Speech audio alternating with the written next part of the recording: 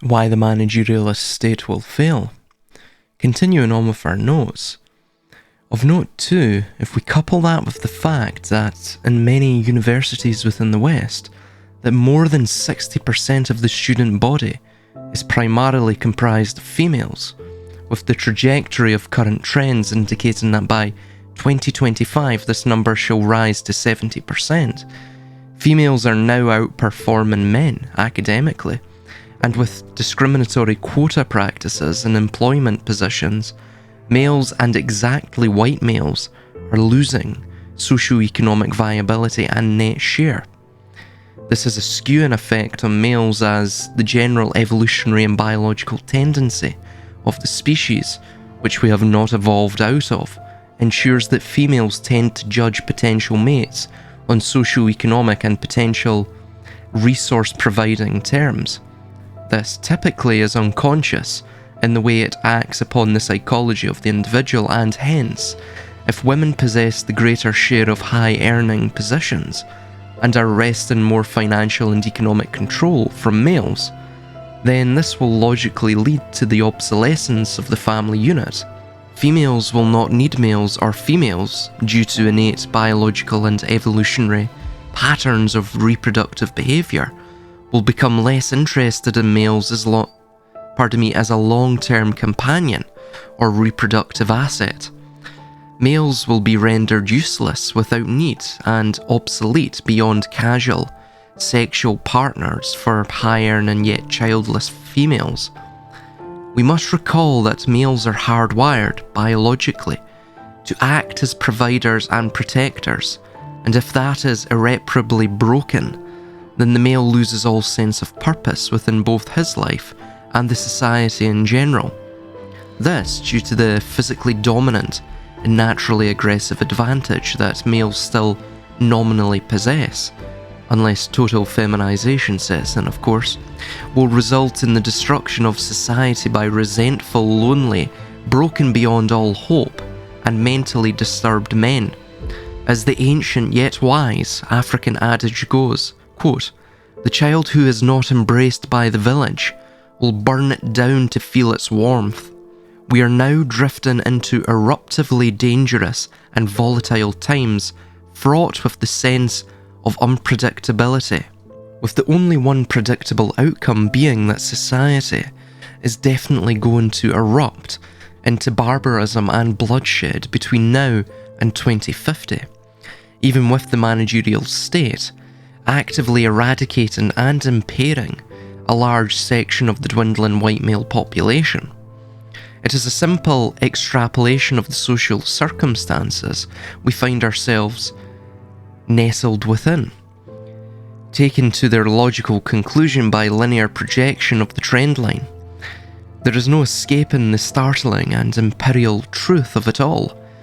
We are heading for a violent restructuring of society.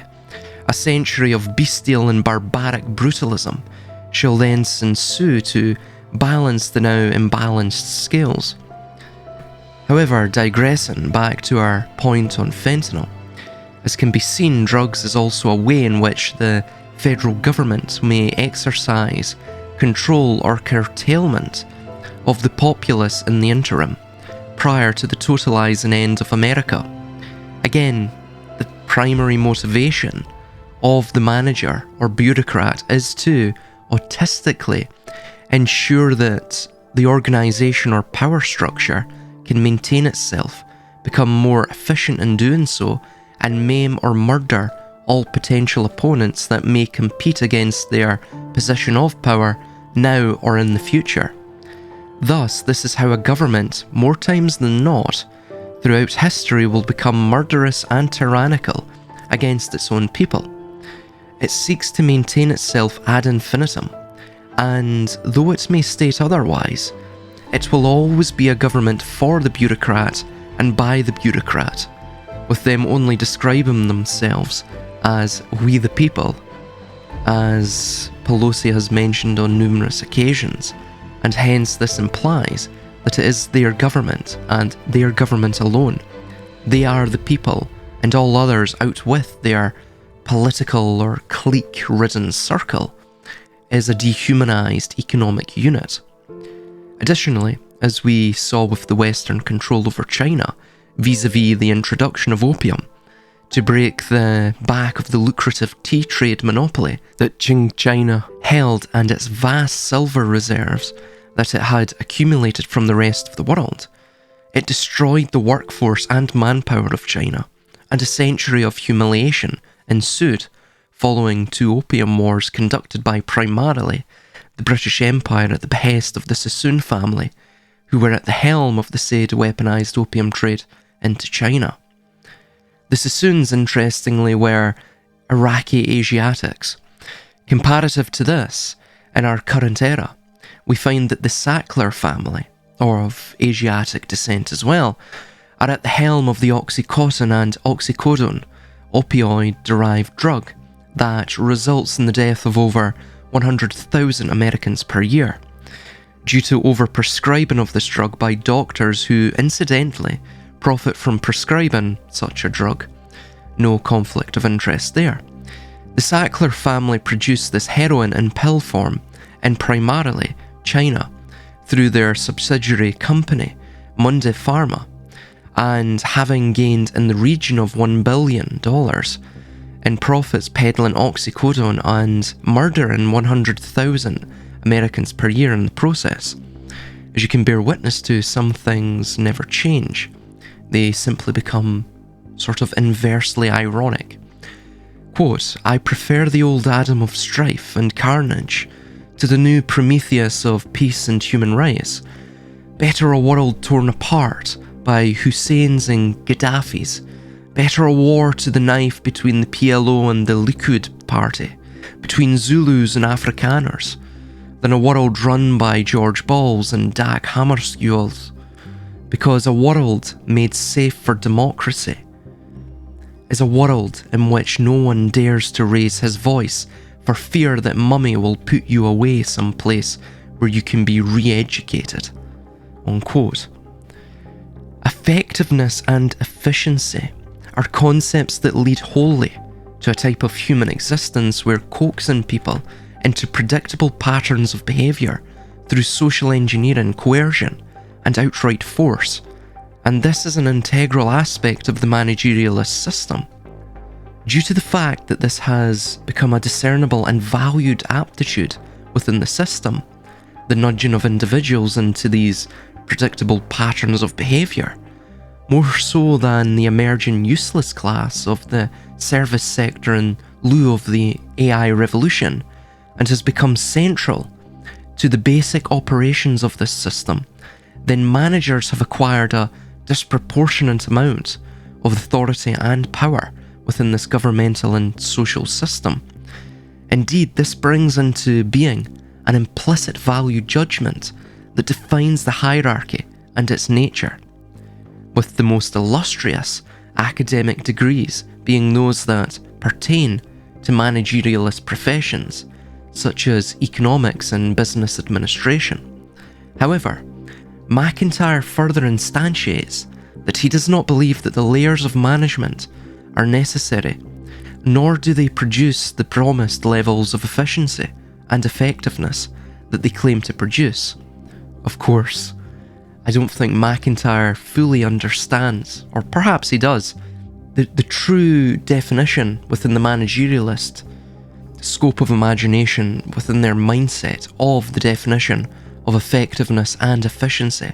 Again, effectiveness and efficiency is quantified or measured upon the effectiveness or efficiency in which they can sustain their power, right? Sustain their position of power going forward into the future. Power seeks to perpetuate power, right? It's this almost Ouroboros, this cyclical, eternal struggle of power in terms of maintaining its artificial state. It's almost lucidly aware, soberly aware of that fact that it is artificial and it has to maintain itself, it has to perpetuate itself, and to destroy any detractor or competitor, lest it, die a rapid and merciless death. So continuing on, one such example of this that we can point to in recent memory is that of the Kuf house arrests, where we saw a total shutdown of the economy and the managerialist professions, along with the service sector workers. Mostly were at home and not working, or simply working from home. The various countries of the West that went into house arrest still, unbelievably, managed to function without any perceivable hiccup or calamity. And thus, it was clear that the layers of bureaucracy, managerialism, and the service sector were largely unnecessary in the day-to-day running of the country and its economy. McIntyre goes on to remark that, paraphrasing of course, while the values of expertise in specific fields cannot be denied as imperative to the said field's functioning, it cannot be denied that there is a multitude of layers of bureaucratic management that are just not as valuable or requisite to the functioning of the system. In fact, the multitude of layers ever growing due to the nature of the behemoth of bureaucracy and its bloat-driven nature may actually be detrimental to the optimal functioning of the system at large. In regards to this point, these inessential or vestigial layers of bureaucratic management only persist to facilitate power and do nothing, or are in fact detrimental to the increase of efficiency. There is one such anecdotal account that I can provide from my time in the construction industry, and that is the account of one site manager who was always present around the site, walking continually around the site, which is admirable, and checking on everyone's work as they were in the process of carrying out their specific tasks. However, this was not necessarily born of a strong ethical concern or a concern for a high standard of workmanship, no. It was a way in which he could project the illusion of his own superior technical and managerial expertise, all derived from ego, naturally. He would act in a rude and condescending manner, even when it was not at all called for, and when challenged on a technical question or way of construction he was defending, he would then fold. He would quickly pivot and change tact with, "Listen, I know nothing about this, and I'm on your guy's side." Honestly, couldn't run a piss up in a brewery. But then again, he was 27 years with this company, which really goes to show the tenor of these companies and the caliber of individuals they choose. And of course, it's no surprise that a lot of these companies, though they pride themselves on efficiency, are absolutely inefficient. And the more they grow, the more they bloat and inflate in size. It puts no actual value onto themselves. They become ever more inefficient. They only look impressive from the outside, but once you understand the internal workings of the beast, it becomes very underwhelming.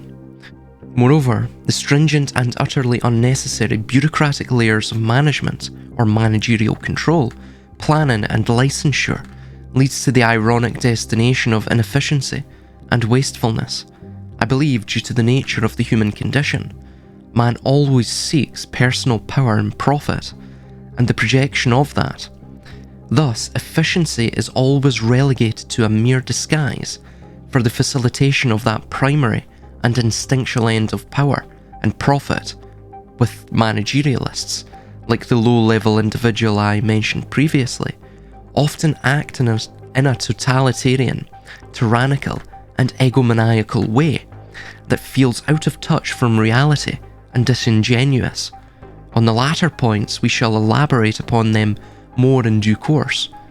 Alistair McIntyre remarks of this in After Virtue, quote, "It is the gap between the generalised notion of effectiveness and the actual behaviour that is open to managers, which suggests that the social uses of the notion are other than they are purport to be.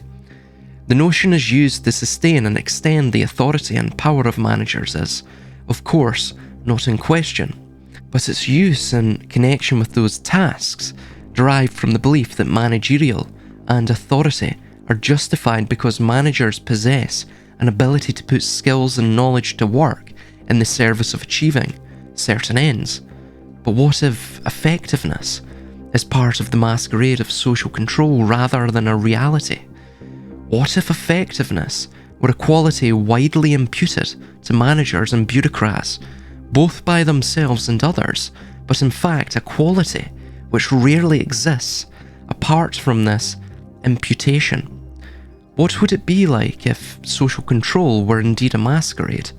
Consider the following possibility: that what we are oppressed by is not power, but impotence.